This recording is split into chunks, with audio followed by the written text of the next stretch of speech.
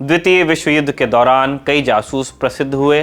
Garbo के नाम से मशहूर स्पेन के जोआन गार्सिया ने अपने 27 अलग अलग नाम रखे थे।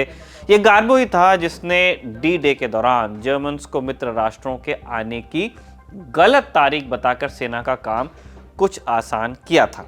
सोवियत रूस के जासूस रिचर्ड सोर्गे की कहानी भी है, जिसने वक्त से पहले ही स्टालिन को बता दिया था कि हिटलर रूस पर आक्रमण करने वाला है।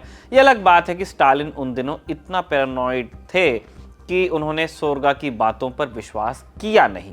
एलिजा बेजना नाम का एक जासूस हिटलर के लिए काम करता था और टर्की में ब्रिटिश एम्बेसडर के नौकर के रूप में काम करते हुए उसने हिटलर तक ब्रिटिश और मित्र राष्ट्रों के कई खुफिया प्लान पहुंचा दिए थे।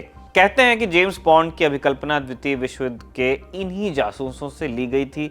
उपन्यास की दुनिया का यह सबसे मशहूर जासूस अपने गैजेट्स, तेज रफ्तार गाड़ियों, खूबसूरत लड़कियों से अफेयर और वोडका मार्टिनी के लिए जाना जाता है। आज ऐसे ही एक जासूस की कहानी आपको सुनाएंगे। इस कहानी में तेज रफ्तार गाड़ियां नहीं है, ना ही कोई अफलातूनी गैजेट्स हैं। अपना जासूस तो ठीक से अंग्रेजी भी नहीं बोल सकता था, पक्का देसी आदमी था।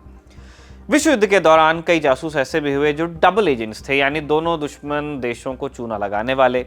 ऐसे कई हुए जिन्होंने 3-3 देशों तक के लिए काम किया। लेकिन जिसकी कहानी आज आपको बताने जा रहे हैं, उसने एक साथ 5-5 देशों को बेवकूफ़ बना रखा था, यहाँ तक कि नाज़ियों को भी। और ये इत्तेफाक की बात है कि इस जासूस के हैंडलर जेम्स बॉन्ड किरदार की रचना करने वाले इयान फ्लेमिंग के बड़े भाई पीटर फ्लेमिंग होते थे। उन्होंने ही इस जासूस को उसका कोड नेम दिया था silver. Brought to you by Kuku FM. Download the app now. नमस्कार, मेरा नाम है निखिल और आप देख रहे हैं तारीख, जिसमें हम सुनाते हैं उस तारीख से जुड़ी भारत की ऐतिहासिक कहानियां। आज 10 जून है और आज की तारीख का संबंध है एक जासूस से। शुरुआत से पहले आपको बता दें, इस एपिसोड के साझेदार हैं कुकू एफएम ऐप, जो लाए हैं ललन टॉप के दर्शकों के लिए एक खास ऑफर। कुकू एफएम ऐप का प्रीमियम सब्सक्रिप्शन लेने वाले पहले 500 लोगों को मिलेगा 50% का डिस्काउंट। इसके लिए आपको इस्तेमाल करना होगा LT50 कोड। इस ऐप पर आपको मिलेंगी जाने माने वर्ल्ड लीडर्स की जीवनियाँ, ढेरों उपन्यास और कई तरह की दूसरी ऑडियो बुक्स। याद रखिए, LT50 कोड सिर्फ पहले 500 सब्सक्रिप्शंस पर ही लागू होगा। बाकी जानकारी अगर आप चाहते हैं तो डिस्क्रिप्शन में दिया लिंक चेक कीजिएगा। आज ही के दिन 1940 में इटली ने ब्रिटेन और फ्रांस के खिलाफ युद्ध की घोषणा कर दी थी।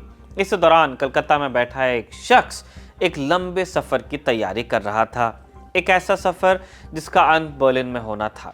नेताजी सुभाष चंद्र बोस घर में नजरबंद थे। बर्लिन पहुंचने के लिए उन्हें पहले पेशावर और वहां से काबुल तक पहुंचना था। तब कम्युनिस्ट पार्टी के एक मेंबर से मदद ली गई। नॉर्थ वेस्ट फ्रंटियर प्रोविंस का ये बाशिंदा इस इलाके को अच्छे से पहचानता था और खैबर दर्रे को पार कर नेताजी को काबुल तक पहुंचा सकता था। जनवरी 1941 में इस आदमी की मदद से नेताजी अंग्रेजों की कैद से फरार होने में सफल हो जाते हैं। इसके बाद पर्दा खुलता है ठीक 1 महीने बाद काबुल में। 22 फरवरी 1941 का दिन, काबुल की गलियों से गुजरता हुआ एक आदमी एक पुरानी बिल्डिंग के पास पहुंचकर दरवाजे पे खटखटाता है। ये इमारत इटालियन एम्बेसी है, इटली का दूतावास। दरवाजा खुलता है। आदमी एक कराकुली अफगान टोपी पहने हुए था। शर्ट उसके घुटने से नीचे तक आ रही थी। देखने में बिल्कुल किसी काबुली वाले की तरह लग रहा था। गार्ड्स ने उसे देखा तो आने का कारण पूछा और उसने बताया कि वो एक रसोइया है जिसे इतालवी एम्बेसडर के पास काम करने के लिए भेजा गया है। थोड़ी देर में यह आदमी इतालवी एम्बेसडर के कमरे में पहुंचता है। एम्बेसडर एक बड़े से डेस्क के पीछे बैठा था। डेस्क पर इतालवी फ्लैग के पीछे दीवार पर इतालवी डिक्टेटर बेनिटो मुसोलिनी की तस्वीर टंगी हुई थी। एम्बेसडर पेट्रो क्वारोनी ने नाम पूछा तो शख्स ने उसका नाम बताया, रहमत खान, और ये कहा कि उसे भेजा है जर्मन एम्बेसी ने। किस लिए? एम्बेसडर चिल्लाया। रहमत खान ने भी तपाक से जवाब दे दिया कि मुझे क्या पता, मुझे बस आपसे मिलने के लिए कहा गया है। इसके बाद क्वारोनी जर्मन एम्बेसी में फ़ोन कर इस आदमी के बारे में पूछते हैं।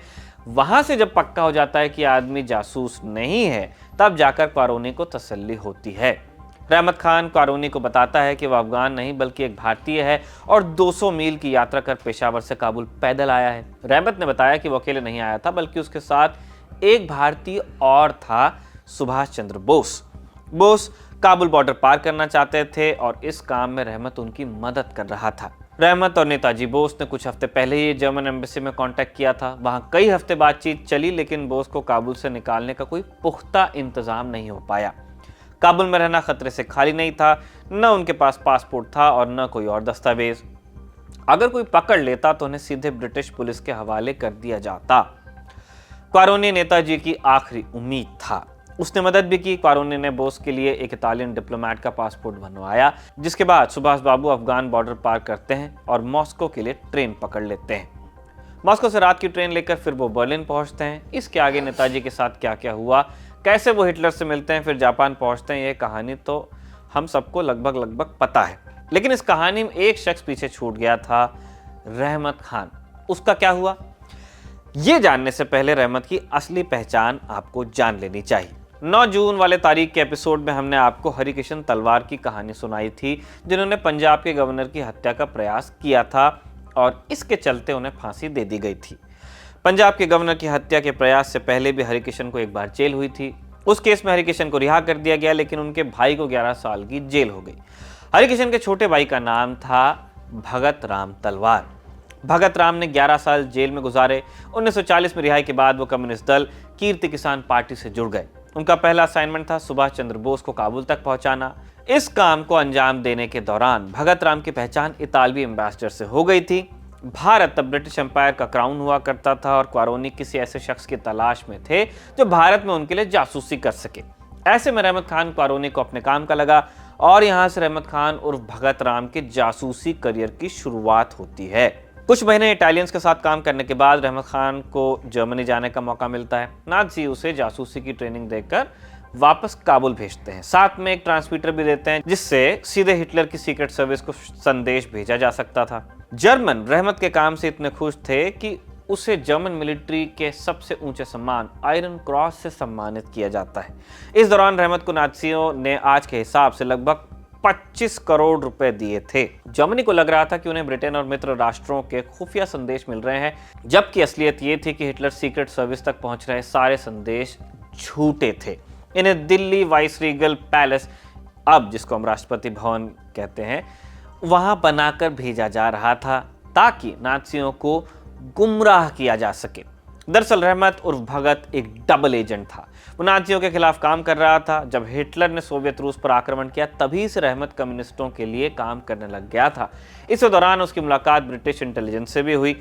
भगत ने उनके लिए भी काम किया। पीटर फ्लेमिंग इनके हैंडलर हुआ करते थे। इन्हीं के भाई थे इयान फ्लेमिंग, जिन्होंने जेम्स बॉन्ड की कल्पना की। आप समझते हैं कि भगत राम का मिशन क्या था और कैसे उन्होंने नाज़ियों को उल्लू बनाया। दिसंबर 1941 की बात है। इटालियन एम्बेसडर द्वारा भगत राम को रिक्रूट किए 10 महीने हो चुके थे। उस महीने पेशावर के deputy director of intelligence C E Joyce एक रिपोर्ट पेश की। इस रिपोर्ट के अनुसार वजीरिस्तान के कबीलाई सरदार विद्रोह करने वाले थे। अब तक ब्रिटिशर्स ने इस इलाके के कबीलाई सरदारों को घूस देकर काम चलाया था, लेकिन इस दौर में फकीर लिपि नाम के एक पश्तून सरदार ने अंग्रेजों से विद्रोह कर दिया था। इस मामले में जर्मन उनकी मदद कर रहे थे। भारत के मोर्चे पर ब्रिटिश लोगों को कमजोर करने के लिए जर्मनी किसी भी हद तक जाने को तैयार था। इस मोर्चे पर हंगामा होता तो ब्रिटिश फौज को युद्ध के दूसरे मोर्चों से सेना यहां भेजनी पड़ती और यही जर्मन चाहते थे। रहमत खान इस दौरान जर्मनी को इस मोर्चे से खुफिया संदेश भेज रहा था। उसने नाज़ियों को गलत जानकारी देकर गुमराह किया और इसी के चलते वजीरिस्तान में एक बड़ा संघर्ष होने से बच गया। युद्ध खत्म होते होते रहमत खान जापानियों के साथ भी जुड़ा, यानी पूरे युद्ध के दौरान कुल 5 देशों के एजेंट के तौर पर काम किया। जर्मनी को धोखा देने के चलते कुछ लोग मानते हैं कि भगत ने नेताजी सुभाष चंद्र बसु को भी धोखा दिया था, जो जर्मनी में बैठे भगत की फर्जी जानकारी को सच मान रहे थे। इसके लिए भगत ने सफाई दी कि वो किसी भी हालत में नाज़ियों को जीतने नहीं दे सकते थे। साल 1945 में युद्ध की समाप्ति के साथ ही एजेंट सिल्वर का काम भी खत्म हुआ। ब्रिटिश और जर्मन से खूब पैसा लेकर भगत राम वजीरिस्तान के बीहड़ों में गायब हो गए।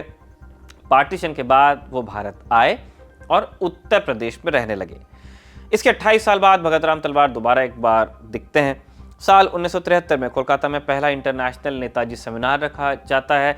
इस मौके पर भगत राम तलवार भी आते हैं और इस मौके पर उन्होंने एक पेपर पेश किया था, माय 50 डेज विद नेताजी। इन्हीं भगत राम ने बाद में किताब भी लिखी, the Talwars of Pathanland and Subhash Chandra great escape. साल 1983 में उनका निधन हो गया। उनकी कहानी को बाहर लाने का श्रेय जाता है बीबीसी के लिए पत्रकारिता कर चुके लेखक मिहिर बोस को, जिन्होंने साल 2017 में Silver the spy who fooled the Nazis नाम से एक किताब लिखी थी। भगत राम तलवार और नेताजी बोस के काबुल प्रवास के बारे में जानने के लिए आप इस किताब की मदद ले सकते हैं। इसके अलावा सेकेंड वर्ल्ड वॉर की एस्पिनाज की कहानियां पढ़ने के लिए एक और किताब का सहारा ले सकते हैं, the secret history of world war II, spies, code breakers and covert operations. Neil Keegan और स्टीफन हिजलॉप की लिखी इस किताब में बाकायदा नक्शे, तस्वीरों और कोडेड मैसेजेस के थ्रू कहानी बयान की गई है। तारीख के इस बढ़िया एपिसोड को लिखा था हमारे साथी कमल ने और कैमरे पर रिकॉर्ड किया था हमारे दोस्त जतिन ने। देखते रहिए दी लल्लन टॉक।